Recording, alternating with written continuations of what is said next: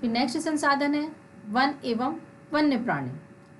भूतल का वह विस्तृत क्षेत्र है जो प्राकृतिक वनस्पति के रूप में वृक्षों की प्रधानता है, वन कहलाते हैं। वन की अमूल्य देन है क्योंकि यह महत्वपूर्ण प्राकृतिक संसाधन है। प्राकृतिक वनस्पति की किसी स्थान की स्थिति, जलवायु, वहाँ पाई जाने वाली मिट्टी पर निर्भर करती है। भारत में जलवायु की विविधता और धरातीय असमानता के विभिन्न कारण से वन पाए जाते हैं। इसमें विभिन्न प्रकार के वन है। उष्णकटिबंधीय वन जैसे सदाबहार वन, मानसूनी वन, मरुस्थलीय वन, डेल्टाई वन, हिमालय पर्वतीय वन। वन हमारे लिए महत्वपूर्ण इसलिए भी है क्योंकि वन में हमें अनेक प्रकार के हमें संसाधन भी प्राप्त होते हैं, जिसे हम आगे अभी प्रत्यक्ष अप्रत्यक्ष लाभ में देखेंगे। ये प्रकार जो है आप पिछली कक्षा में पढ़ चुके हैं, इसलिए इसे नहीं पढ़ना। अब देखेंगे अब भारतीय अर्थव्यवस्था में वनों का कितना महत्व है। वन एक संपत्ति है। भारत में विभिन्न प्रकार के वन पाए जाते हैं जिसका वितरण एक समान नहीं है। इन वनों में कठोर लकड़ी के वृक्ष अधिक पाए जाते हैं। जिस तरह से डॉक्टर पीएच चरवक के शब्दों में वन राष्ट्रीय सभ्यता के लिए नितांत आवश्यक है।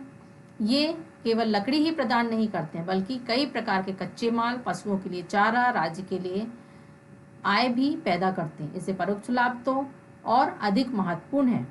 जिस तरह से प्रकृति प्रेमी वेकन ने भी कहा है कि वनों से हमें ऑक्सीजन, पानी, भोजन, जलवायु, भू संरक्षण रोकने की क्षमता, लकड़ी प्राप्त करते हैं।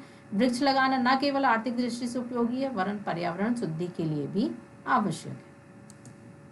अब हम देखेंगे वनों के प्रत्यक्ष और अप्रत्यक्ष लाभ। प्रत्यक्ष लाभ वे हैं जो डायरेक्ट हमें प्राप्त होते हैं, अप्रत्यक्ष लाभ वे हैं जो इनडायरेक्ट प्राप्त होते हैं। उनसे हमें कैसे प्राप्त, सबसे पहले हम प्रत्यक्ष लाभ देखेंगे। जैसे लकड़ी की प्राप्ति, वनों से हमें लकड़ी की प्राप्ति होती है। लकड़ी को हम अपनी आवश्यकता अनुसार परिवर्तित करते हैं। लकड़ी का हम जलाते भी हैं, उससे फर्नीचर भी बनाते हैं, बल्लियाँ भी बनती हैं, खिड़कियाँ भी बनती हैं, दरवाजे भी बनते हैं। अब लकड़ी की प्राप्ति हम अपनी आवश्यकता अनुसार लकड़ी का प्रयोग करते हैं। फिर सहायक उपजों की प्राप्ति, सहायक उपज।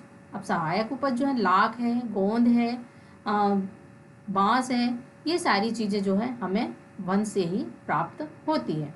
अब है आधारभूत उद्योगों के लिए सामग्री। अब आधारभूत उद्योग जैसे कि लघु उद्योग या कुटीर उद्योग जो होते हैं, जो कि बीड़ी बनाते हैं या माचिस की तीली बनाते हैं, अगरबत्ती की तीली बनाते हैं, ये सारी सामग्री जो है हमें वनों से ही प्राप्त होती है। फिर जानवरों के लिए चारागाह, वन में कई जो घास उगाते हैं वह जानवरों के लिए चारागाह के रूप में प्राप्त हो जाते हैं। फिर है रोजगार की प्राप्ति, लोगों को रोजगार की प्राप्ति हो जाती है, जैसे गोंद इकट्ठे करना, तेंदुपत्ता इकट्ठे करना, चार जिसको चिरौंजी बोलते हैं उसे तोड़ के लाना, महुआ इकट्ठा करना, उसके बीज इकट्ठे करना, ये सारी चीज़ें जब ये लोग इकट्ठे करते हैं उनको अप्रत्यक्ष रूप से रोजगार की प्राप्ति भी हो जाती है। फिर है विदेशी मुद्रा की प्राप्ति। विदेशी मुद्रा की प्राप्ति कैसे होती है? जब हम लकड़ी में काष्ठ कला के द्वारा उसका उपयोग करते हैं, चंदन का तेल हो गया, इस तरह से कई चीज़ें जो है हम जब यहाँ तैयार करते हैं, विदेशों में भेजते हैं, तो वहाँ से हमें विदेशी मुद्रा की प्राप्ति होती है। लघु उद्योगों में सहायक, लघु उद्योग में जिस तरह से हमने तुमको बताया कि माचिस, तेंदुपत्ता, बीड़ी उद्योग, ये सारी चीज़ें जो छोटे छोटे उद्योग होते हैं इसमें सहायक होते हैं। सरकार को राजस्व, जब हम सरकार को राजस्व से प्राप्त होती है, जब हम यहाँ पर जो उद्योग होते हैं उनको चलाते हैं तो उससे सरकार को राजस्व की प्राप्ति होती है। वनों से अप्रत्यक्ष लाभ, मिट्टी के कटाव में कमी। जिस तरह से हम अभी वनों के बारे में पढ़ रहे थे तब मैंने आपको बताया कि वह मिट्टी के कटाव को कैसे रोक सकते हैं, क्योंकि मिट्टी के कटाव में कमी इसलिए होती है क्योंकि जो पेड़ के जड़ होते हैं, घास के जड़ होते हैं, आप लोग ने देखा होगा कि जब कभी कोई पूरा पेड़ या घास को उखाड़ते हैं आप, तो पूरा मिट्टी सहित पूरा जड़ के साथ वह आ जाते हैं।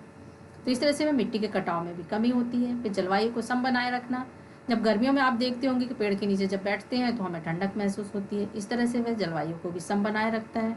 बाढ़ नियंत्रण में सहायक, अब आप लोग को लगता होगा कि बाढ़ नियंत्रण में सहायक कैसे हो सकता है? जब आप नदी के किनारे जो पेड़ पौधे लगे हुए होते हैं तो वह बाढ़ को भी नियंत्रित करते हैं, उसके वेग को रोकते हैं। फिर रेगिस्तान के प्रसार पर रोक, रेगिस्तान के प्रसार में रोक इसलिए होता है क्योंकि जब पेड़ लगे होते हैं तो वह मरुस्थल नहीं बन पाता है। फिर है वर्षा में सहायक, आप लोग साइंस में भी पढ़ते हो, ये पूरा एक चक्र होता है। जिस तरह से कि जल जो है वाष्प बनकर ऊपर जाता है, ऊपर से फिर वन जो है अपनी ओर आकर्षित करते हैं और फिर वह वर्षा होती है, इस तरह से वह वर्षा में भी सहायक होते हैं। जल स्तर में वृद्धि, जल स्तर में वृद्धि कैसे होती है? पेड़ जो है जड़ के द्वारा उसका पानी जो है जमीन के अंदर जाता है तो वह जल स्तर में भी वृद्धि होती है। भूमि की उर्वरा शक्ति में वृद्धि। अब भूमि की उर्वरा शक्ति में वृद्धि कैसे होगी? पेड़ पौधे की जो पत्तियां झड़कर जमीन पर गिरेंगे, फिर सड़ेंगे, गलेंगे, इससे भूमि की उर्वरा शक्ति में भी वृद्धि होती है। ऑक्सीजन की मात्रा पर प्रभाव। ऑक्सीजन की मात्रा पर प्रभाव इसलिए पड़ता है, तुम लोगों ने भी पढ़ा भी है, पेड़ जो है कार्बन डाइऑक्साइड अवशोषित करते हैं और ऑक्सीजन छोड़ते हैं, इसलिए ऑक्सीजन की मात्रा में भी प्रभाव पड़ता है। फिर प्राकृतिक सौंदर्य।